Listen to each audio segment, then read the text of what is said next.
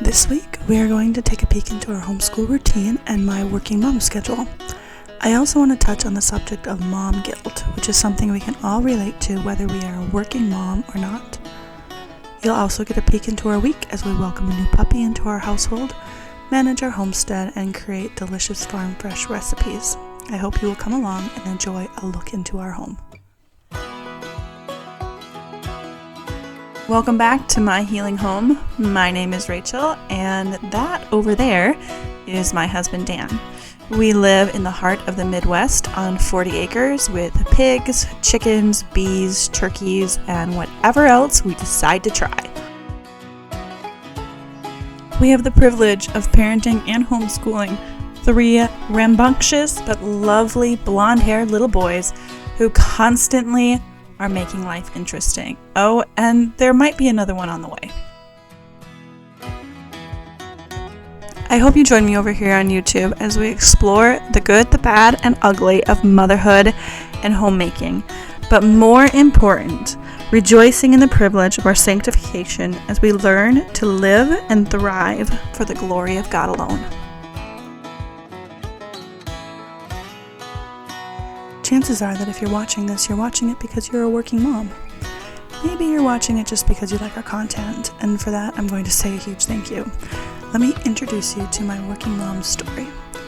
I'm not sure if I'm going to do this video justice. I'm actually kind of nervous about making it.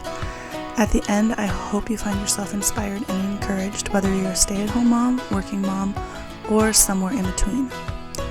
I work 30 hours a week as a communications coordinator at a local church. There are 2 days in which I am in the office, and the remainder of my hours I have the luxury of working from home.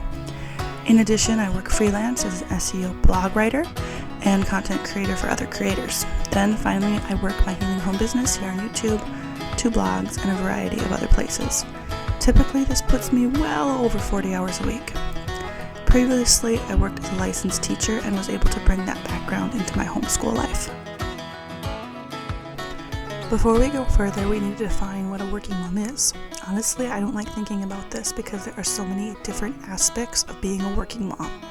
If you're a mom, you are already working. Some studies indicate that moms work the equivalent of 2.5 full-time jobs taking care of their children. Interestingly enough, 70% of moms with children under 18 participate in the workforce. Another statistic that I read stated that out of stay-at-home moms, which by the way is on the rise because of the rising cost of childcare and living, 47% of them are in active therapy. Of those in active therapy, they cite that part of the reason they're in therapy is because they get less than an hour to themselves a day. I was going to define what a working mom is, but I can't. If you consider yourself a working mom, regardless of if you're a stay-at-home mom or have to go to a job, then this video is for you. We are also homeschoolers. This is our 2nd year homeschooling. However, last year was more of a test run as I did the last year of preschool with my son. This year we have a kindergartner, a preschooler, an absolutely crazy toddler, and a newborn coming in March. I sort of feel completely inadequate to make a video about homeschooling, but this whole working mom thing was on my heart, so despite the inadequacy of my lack of being a homeschooler for too many years, I'm going to try to make this video anyways. Why do we homeschool? We homeschool our boys for 2 different reasons. First, to glorify God as the primary educators and disciple makers of our children. By the way, this can be and should be a goal no matter what your educational choices. And number 2, to provide a unique educational experience for our unique children that fosters a love of learning and a love of Jesus. There are many educational models that can work for a family, and I feel very passionate about the parents being the decision makers for each unique child situation. We may homeschool throughout our child's education years, and we may not.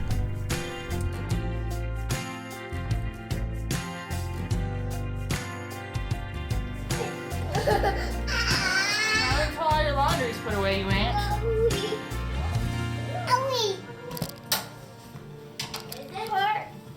I don't think so.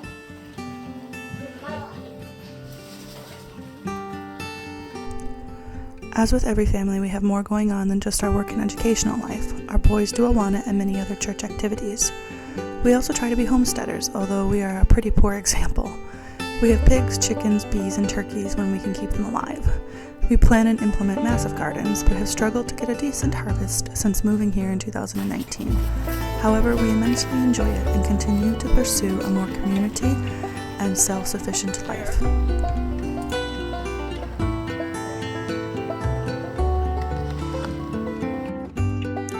One of the fun things that I've been experimenting with for over a year is an egg yolk coffee. If you have never experienced the pure richness of this recipe, you are missing out. There are a bunch of recipes for this on the wide internet, but I'll share mine here. Disclaimer: if you are uncomfortable with raw eggs, this recipe may not be for you. If you are pregnant, seek advice from your provider. If you are comfortable with raw eggs, I do recommend using farm fresh eggs instead of store-bought. Last January, I made this little coffee nook that wasn't near our cabinet spaces anymore, and I love it. You can find all the before and after of making the nook on the Healing Home website. I'll put a link in the description. I take 2 raw eggs and crack them into a mug. Then I make an espresso shot that pours over the raw eggs. Now it's time to add some almond milk, gentle sweet, a bit of honey, and some cinnamon. It is such a delicious treat, and you can find the entire recipe at healinghomerecipes.co.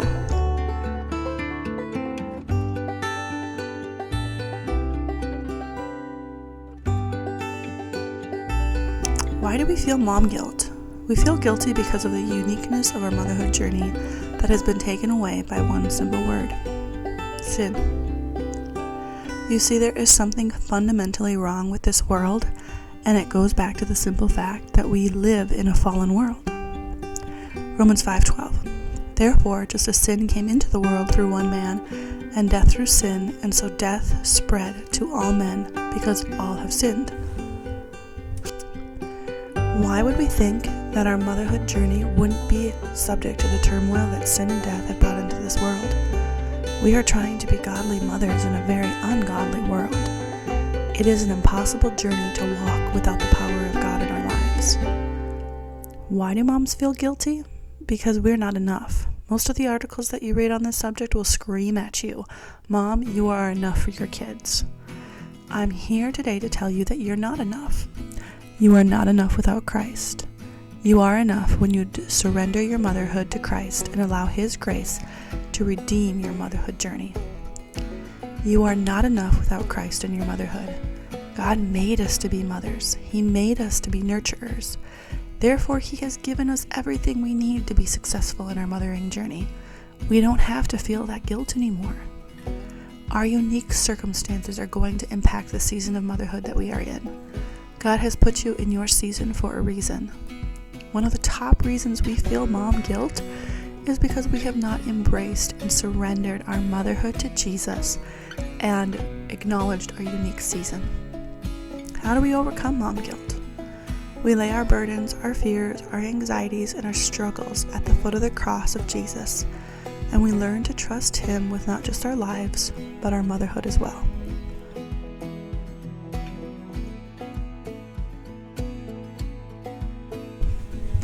Alright, I've held you in suspense for too long. Let's get into the homeschooling working mom routine that I personally use. I have been blessed and privileged to be able to homeschool my kids despite my working mom status. So here's a small glimpse into our schedule.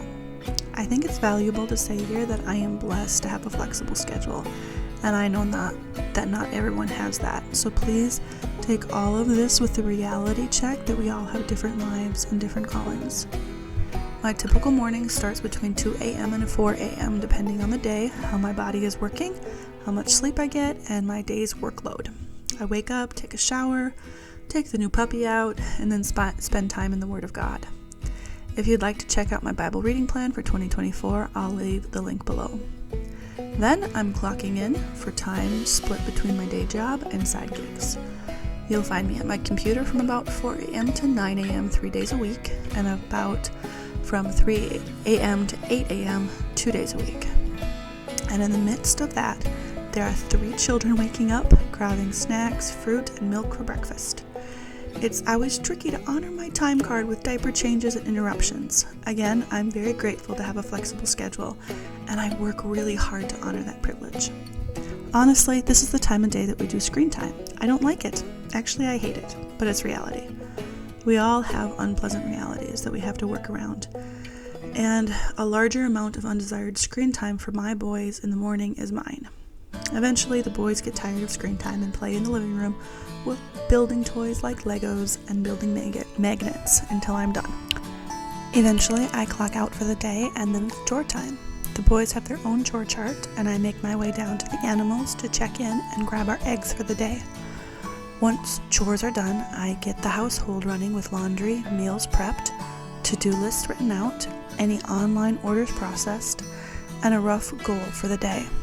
I rely on my digital planner quite heavily, and it's also the planner where my Bible reading plan lives. By 10 a.m., we try to be sitting down for our morning time and read aloud time, which right now is Laura Ingalls again for the millionth time because that's what my boys love. Then we start our homeschool curriculum with the goal to be done by roughly lunchtime. The rest of the day is free play for the boys while I clock in and out as needed with various tasks between my 3 jobs. Plus, we do normal household things like cook, bake, clean, and all the various roles of homemaking and motherhood. Honestly, that's the bulk of my homeschooling and working mom routine. It's not glamorous, and often there are mornings filled with tears of frustrations. 2 days a week, I'm in the office, and my boys get the joy of being taught and watched by my parents, which I know is another privilege. One question I often get is, when do I do my school preparation? That takes place on Sunday mornings. I consult our curriculum, make adjustments, create new printables when necessary, and plan everything out in my digital homeschool planner. Every year I create updates to the planner and add more pages.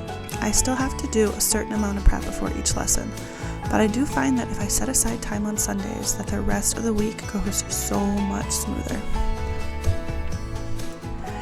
I hope that as you have listened to me, you remember what I said toward the beginning of this video. Every person's circumstances and seasons of life are different. We all have unique circumstances to work through in order to make our families work.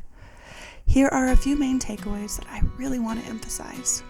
First, homeschooling and being a working mom is possible, even if you're working outside of the home. It's not easy, and your routine will not look like mine. Number 2, it's not peaceful. Our lives are chaotic, and I long for a time in which we don't have to buckle down 3 days a week and crank out so much learning content. Everything comes in seasons. Don't grow weary of doing good, Mama. And number 3, it takes teamwork. My husband helps when he can, and as I've stated, the boys have grandparents that help with school too. It takes a willing village to raise a child.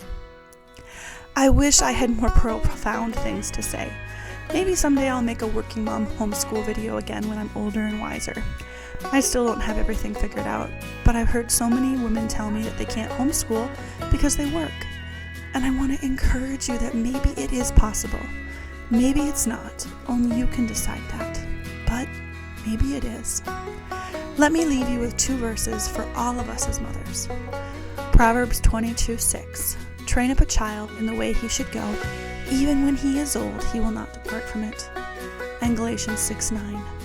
And let us not grow weary of doing good, for in due season we will reap if we do not give up.